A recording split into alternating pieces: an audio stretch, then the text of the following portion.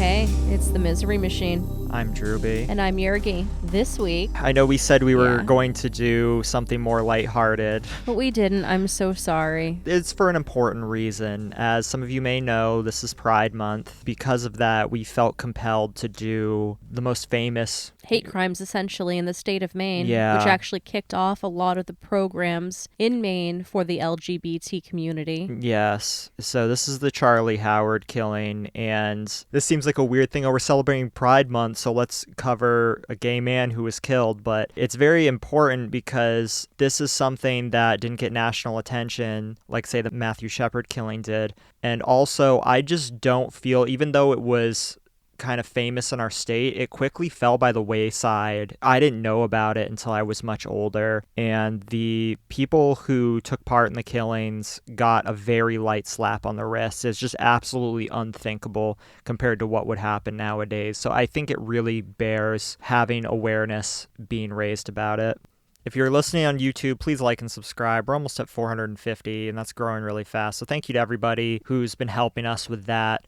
Our social media is in the description, but without further ado, this is Charlie Howard killing.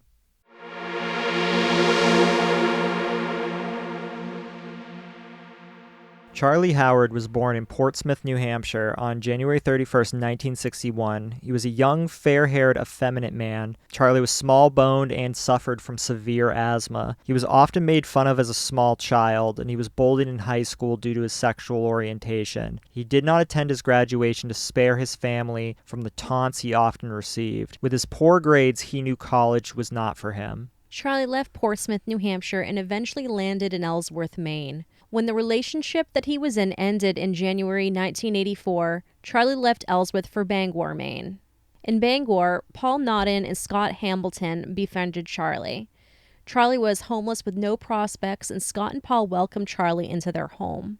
After a month, Charlie's opportunities were nil, and Scott and Paul convinced him to return home to Portsmouth to live with his mother and stepfather. Unfortunately, Charlie was not home a week with his family when he knew he could not stay. He had a brief relationship that ended quickly, and when he called his two friends in Bangor, they realized Charlie was hurting and invited him to come back to Bangor. So Charlie returned. In high spirits, he joined a local supportive Unitarian church on Union Street, as well as the Bangor support group Interweave. Church had never been a big part of Charlie's life, but the acceptance he felt among the Unitarians was a new experience. Here he found a new place to express his own openness and sense of humor and his love for life. He started attending services regularly and soon decided to undertake the preparations required for membership. The UU Church and Interweave were the only two organizations in Bangor that welcomed the LGBT community at the time. Many of the churches, in fact, were openly hostile. Fundamentalist preachers used their pulpits to blame gays and lesbians for many of society's ills. Here he made new friends and was accepted for who he was. And thanks for their support, Charlie prepared Easter dinner for Paul and Scott and decorated their home. Eventually, Charlie took an apartment on First Street near his church and adopted a kitten. Charlie lived at a time when most gay men were still closeted, but Charlie was out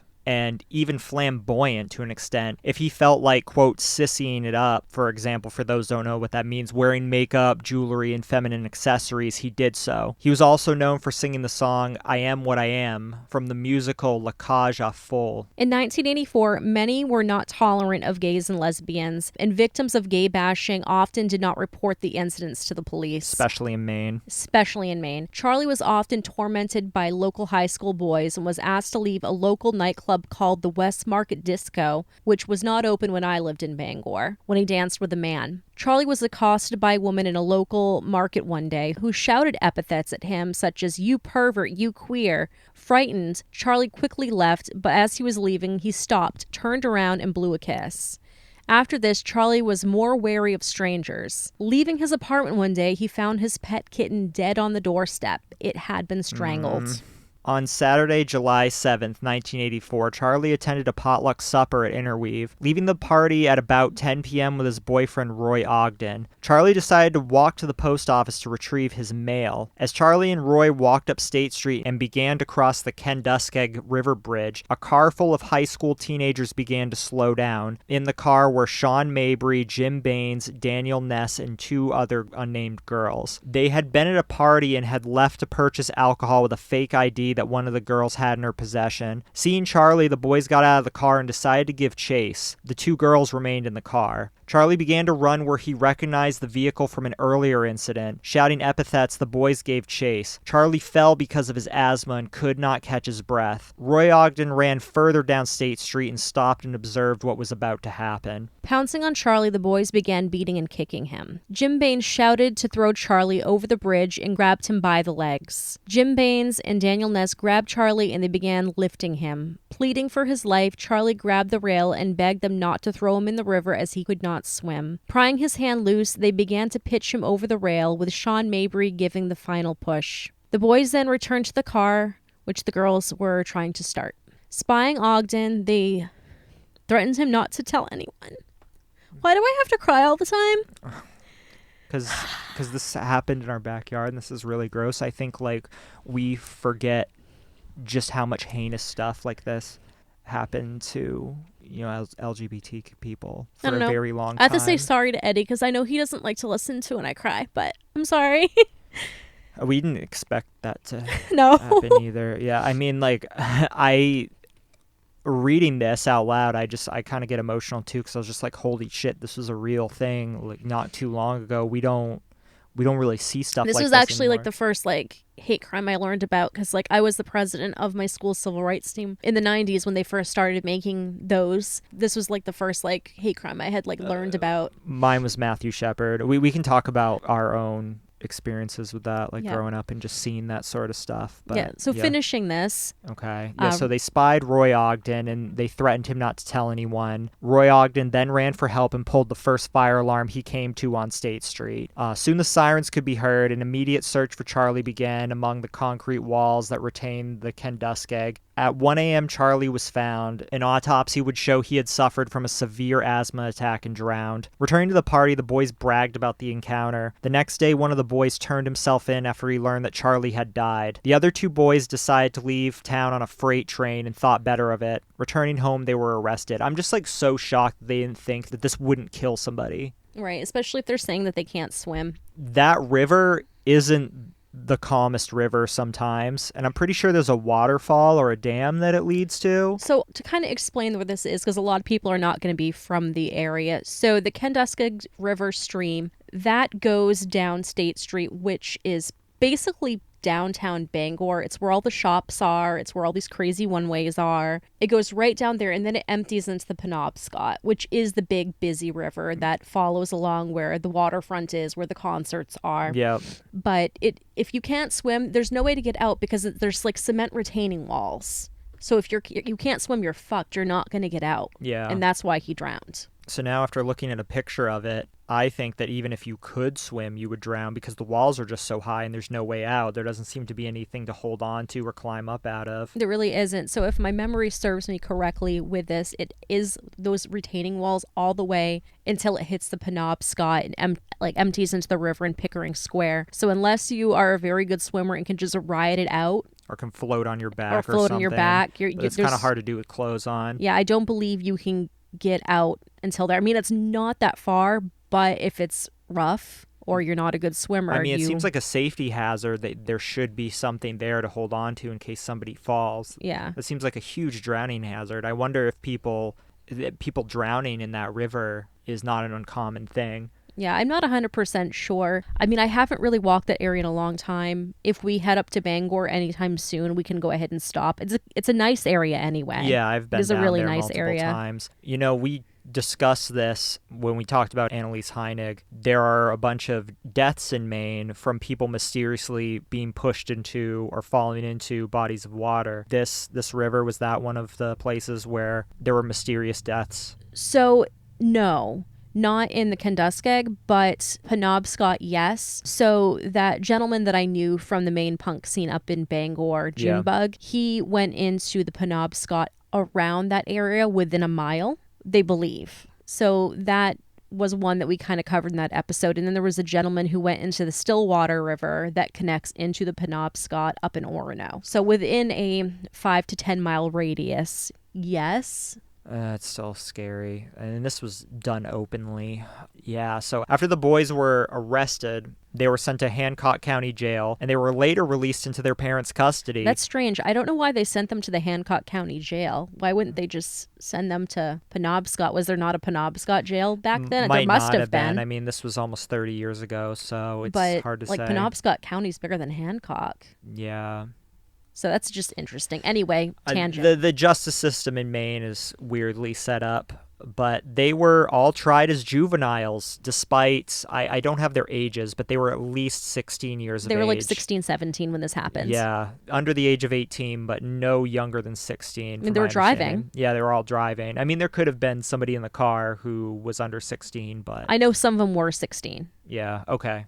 So they were sentenced on October 1st, 1984 to the Maine Youth Center not to exceed their 21st birthdays, which is ridiculous because this is straight up murder. Nowadays, you hear all the time somebody's 14, 15 tried as an adult, younger tried as an adult. And it would be probably life because it's tied in, it's murder, and it's a hate crime on top of it. Nowadays, yes, would be considered a hate crime. Yes. Let's say they threw some little old lady into the river. They would be tried as adults. What we're reading off doesn't really suss out is why were they given such a light sentence? And probably it's because they killed a gay man. They killed a gay man. It was the 80s. I'm thinking that in northern-ish Maine, I mean, still Bangor is considered central Maine, but not the south central Maine that we're from. It's very different up there. Yeah, as far as... Very different up there. I use this term loosely. As far as populated areas in Maine are concerned, Bangor is considered northern Maine. It's the last populated area before you start getting into the county. Yeah. But excluding the county. I know somebody's going to rip me a new one for that if anyone listens from the county, but that's like way up north, Holton, Fort Kent, those areas. So I'm thinking that maybe the justice system thought it was a case of boys just being boys and fucking around. I definitely think that if, let's say, they killed some grandmother... It would have been different. It would have been different. Absolutely been different. It's the fact it was a gay man. Mm-hmm. And just like other cases of killing gays and lesbians, trans people, sentences that were doled out tend to be pretty light. And we can get into that later, especially with stuff that, I saw growing up. But it really needs to be mentioned, the fact that they were not tried as adults and were given such light sentences absolutely had to do with the fact that Charlie Howard was gay. Mm-hmm. Baines was released after 2 years, and Mabry was released after 22 months. So this event galvanized the Bangor community in ways similar to the killing of Matthew Shepard, although the case never attained the same level of national notoriety. 25 years later, the Bangor Daily News, which is the newspaper up there, tried to locate Shawn Mabry, Jim Baines, and Daniel Ness, now middle-aged men, for their views on the murder. They were unable to locate Mabry and Ness at the time, but found Jim Baines, who was living and working in Bangor. Following his release from the detention center, he spoke regularly about the tolerance to local students and even addressed the Maine state legislature in support of a bill to ban discrimination based on sexual orientation. In addition, he co-authored the book Penitence with Ed Armstrong in 1994. Baines did not receive any of the profits for the book. The same year, Shawn Mabry expressed his regrets about his participation. He stated that he thinks about Charlie Howard every day. The Maine Lesbian Gay Political Alliance, which later became Equality Maine, which is still active today, was formed in part as a reaction to Howard's death. Today, a short distance from the site of Howard's death, a memorial has been erected, and engraved on the stone are the words, "May we, the citizens of Bangor, continue to change the world around us until hatred becomes peacemaking and ignorance becomes understanding." In May 2011, vandals spray-painted graffiti and an anti-gay slur on Charlie Howard's memorial. Family and friends cleaned it up and rededicated it. I just still can't believe. I think it said "die fag." Did it? Yeah. Oh my God. July 7th, which is Howard's death date, is now Diversity Day in Bangor. On July 7th, 2004, which is the 20th anniversary, a walk was held in memory of Charlie Howard. The Maine Speak Out Project maintains the Charlie Howard Memorial Library in Portland, Maine, and the library is open to the public. So I looked this up, and I can't find anything about a Charlie Howard Memorial Library. So I lived in Portland. There's only a couple of libraries there, and I tried Googling this, and I can't find anything we can't find it. that has his name on it. So if anyone knows what that is, message us or leave a comment and let us know. So in 2015, in June, Bangor celebrated its very first Pride event, which Yergy here marched in. In Bangor? In Bangor. I didn't know that. So it was a really, really, really hot day. How this all came about is the bank that I work for is a huge supporter of Pride events in Maine. They usually are the chair people for Southern Maine Pride, which is the biggest Pride event that we have. And Equality Maine reached out and needed people to march in Bangor Pride. So I'm like, okay, I'll head up, because that year I couldn't go to Southern Maine Pride. I think I had like a birthday party I had to go to or something. I go up there and I'm looking and I'm looking and I'm looking and I'm not seeing anybody from the bank. Well, apparently an email had gone out that Friday and I had PTO that day stating that we weren't going because they didn't have enough participation of folks that wanted to drive clear up to Bangor. Because mind you, my bank has some branches up that way, but not many. A lot of the business and the employees are in the Southern Maine area. So they didn't have enough people on short notice to drive up to Bangor. Well, I didn't get the email and showed up there anyway. And Equality Maine was actually putting this on. So rather than just going home, I saw the people who run Forgotten Felines of Maine, and I approached them and just asked to march with them. Oh, that's cool. And they let me hold their sign and gave me some kitty toys after. So I marched in the parade with... For two good causes. Yeah, with Frida the throwaway kitty, who's now deceased, but she was a cat that was found in a ditch. She was like this little itty-bitty Persian tortoiseshell with really long hair, and she was like a little dwarf cat. But they brought her everywhere as their spokesperson for their organization, and she had this like little rainbow tutu on. It was very cute. Would she look like if Prada and Chiton had a baby? If Prada and Chiton had a baby, it would look like Frida. Okay. But like she was smaller than Prada. She was just the tiniest little peanut. But she did end up passing. She had a lot of health issues. Yeah, I can imagine if found in a ditch. Yeah, but she was very cute. It was I had such a bad sunburn that day. It was so hot. Yeah. And surprisingly, I mean, it was a small event. There weren't many people marching in it. It was definitely not like the Pride events that I've been to in Portland. No, I'm sure it was very underwhelming. I've seen some of these smaller town Pride events, and it's not what you guys at home are probably envisioning. No, but I mean, it was decent sized. I was actually somewhat surprised about it. So I marched with them. Bangor Roller Derby was in front of us, and it was actually kind of fun. And then they had street festival type thing where there were vendors in Pickering Square. But at that point, like I just wanted to head home because I was very sunburnt and needed some food. Drive. And it was quite a drive. Definitely sun drunk. But yeah, I went to their very first Pride event ever up there. I didn't know that. And it's very strange because I lived in Bangor for a small portion of 2005. So it was basically covering the winter there into that summer. And I tell you what, it's a very different thing. I did not fit in at all. I mean, there is like a punk scene up there. When I moved up there, the only gay bar they had closed down. It was called Spectrum, and it was right near where my apartment was. But there was really no gay scene up there at the time. No jobs up there, so I can definitely go with the sentiment that Charlie couldn't find work, because I worked 2 jobs at the mall, and my partner at the time worked like 3 jobs at the mall. We never left that goddamn mall. Literally open to close. That's where we were to like make ends meet on our $500 apartment. It was probably the biggest employer there, save for maybe a factory nearby or something like that. The airport was probably the second biggest. Yes, the airport. Because that's where the only international airport is in Maine if you need to go through customs. But there was really nowhere to work. There were some paper mills if you were skilled and could do that. But yeah, that was really all you could do up there. Bangor is, at least back then, and maybe to an extent now, and from what I hear from people that live there, have lived there, it's an impoverished place, all things considered, compared to other places. Compared to other places. It's starting to get a little bit better now. It's definitely gentrified. That same apartment that I had, and when we went up to Bangor a couple weekends ago, I brought you by my old apartment. Yeah. It was a hot fucking mess. Yeah. It was definitely just went to shit. But an apartment like that now probably be like $1,000 because it's so close to downtown. Yeah, it's true. And it was close to one Stephen King's house, too, that pipe that was in it. The standpipe that's in it, yeah. Standpipe, yeah. It was like centrally located to so many different things. So the UU Church, I could walk there Yeah. from my apartment. I could walk to Charlie Howard's house that was just on the other side of the roads. Oh, his house was... Yeah, the numbered streets, first, second, third, all that stuff, that's over on the other side. Was that place memorialized or anything like that? We could find out. I don't think so. But Okay. Bangor definitely, it's just a very different thing. I mean, it's very quaint, but living there is very different. Yeah. I don't know. I don't know if that's changed. So if any of my Bangor friends want to kind of speak to that, please do.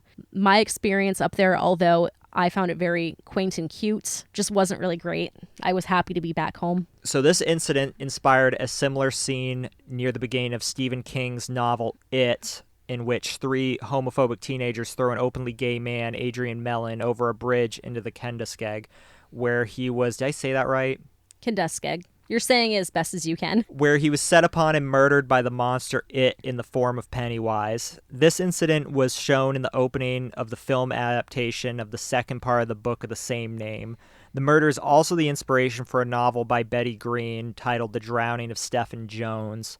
And Mark Doty wrote a poem about the tragedy called Charlie Howard's Descent. So yeah, in the second installation of It, that very opening scene where the 2 guys come out of the carnival, that's essentially like an ode to Charlie Howard. Yeah, I think Stephen King He openly admits to it and talks about it because he was like in his 30s when that happened and was outraged. Yeah. He was recently-ish, when the second installation came out, he was interviewed by the Bangor Daily News about it and like spoke to it. I think that most people, when listening to this, yes, they'll probably think this is the 80s, but I think it's hard not to feel like, oh, this is just some random, senseless hate crime, but this isn't a common thing. But if you don't live in Maine, you probably don't completely understand what the culture's like here. And again, it's not, nowadays, it's not like this, but even the aughts or earlier in the case of Yergy, homophobia was very prevalent and widely accepted. Yeah. So growing up, I mean, I guess I'm a little bit of an oddity on this because I came from a fairly accepting household. I met my first gay man when I was 4 years old.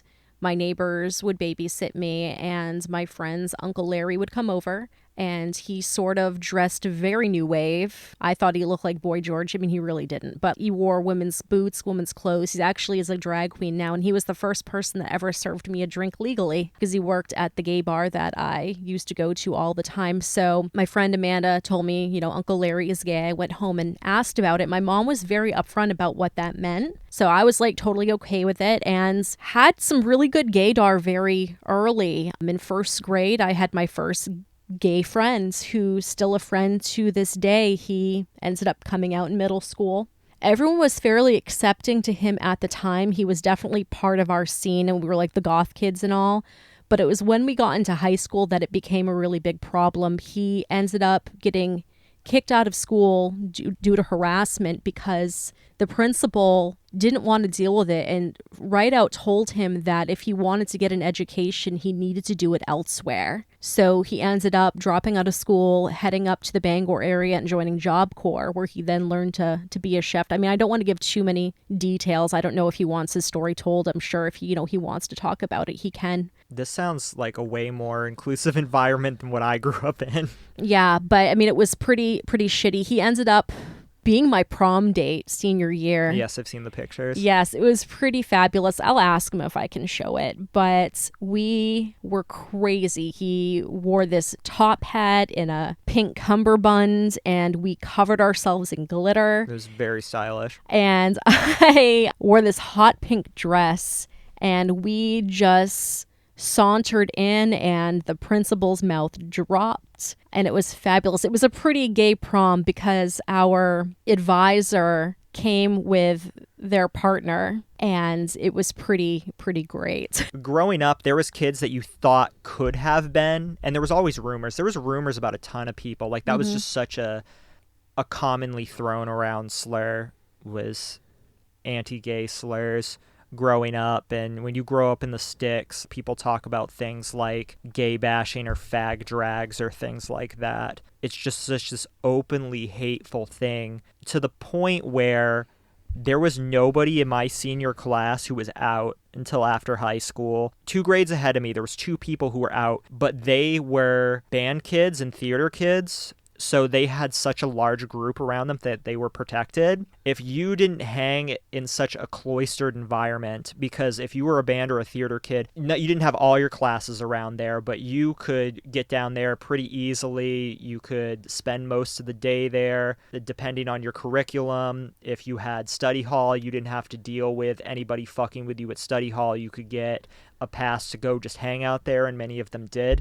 But if you weren't one of these people, and if you weren't a band or theater kid, they definitely would not accept you otherwise. You were kind of forced to stay in the closet. I think that's really anywhere, because a lot of the people thinking back on it, going to high school in the 90s into the early 2000s, anybody who was LGBT or LGBT adjacent, they were either a band kid, theater kid, goth kid. That's basically who we were. Yeah, and I mean, we had one goth girl at my school, and it was weird because, like, girls pick on her. Some dudes would, but, like, a lot of dudes wanted to fuck her. So it's hard for me. I know I had friends in other schools that were goth and experienced a lot of the same harassment, not to equate, like, homophobia with hating goth kids, but a lot of times it went hands in hands because they were the same group. Yeah, exactly, because if you were in with the goths or in with the punks, they were a little bit more inclusive. And now that I'm saying this, I just remembered something. So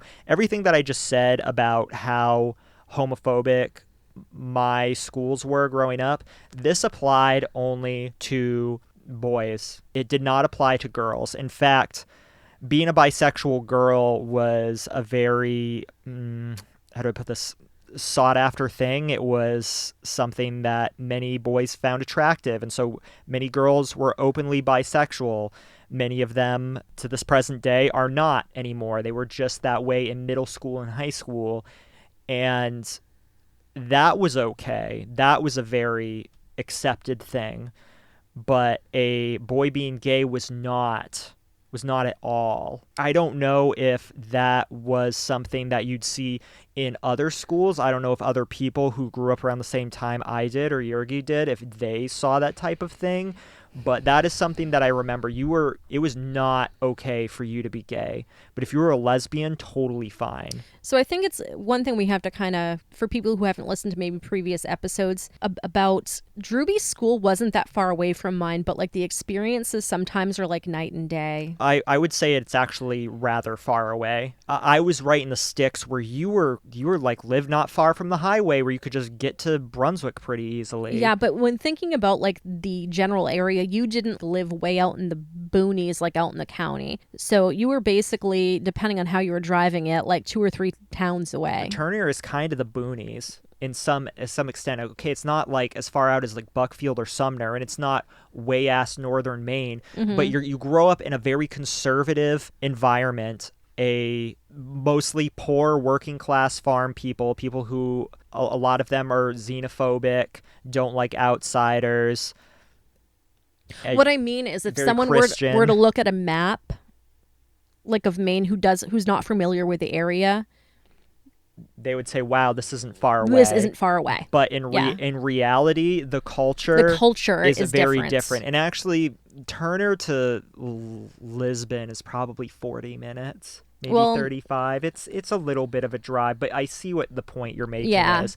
But the environments are night and day. Yes. Absolutely night and day.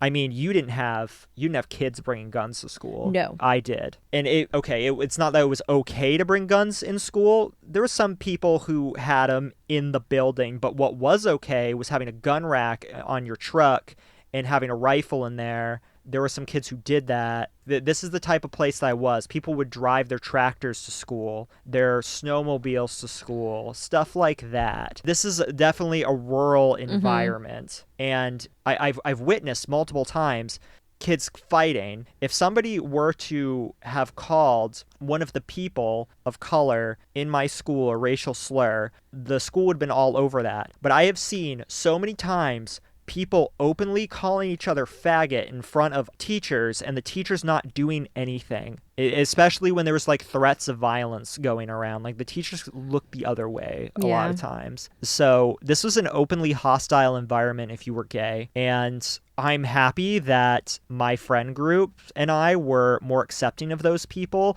But unfortunately, there was nobody, like, even though we were accepting and we weren't tolerant of those things, there was nobody that we knew in our graduating classroom when we hang out with that was out. So to your point where you had a lot of people who were out, and I say that in quotations, as bisexual females, we didn't really have that at my school. It seems like that was more of some sort of fashion statement to get attention. Well, that's rather than that's it being what I mean. Yeah, rather than it being like a legitimate orientation. The people that were out at my high school were literally like LGBT.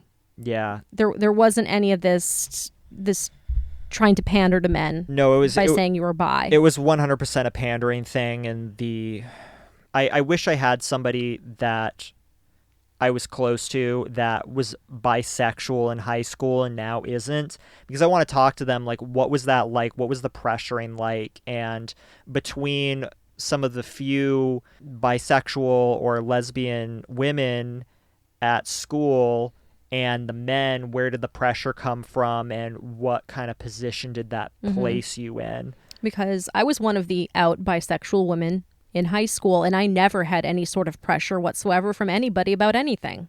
Yeah. Which is like the very interesting thing about what went on at my school and what went on at your school. Yeah, it was quite different. And yes, there was a period of time where this whole people talk about gay as a fashion statement.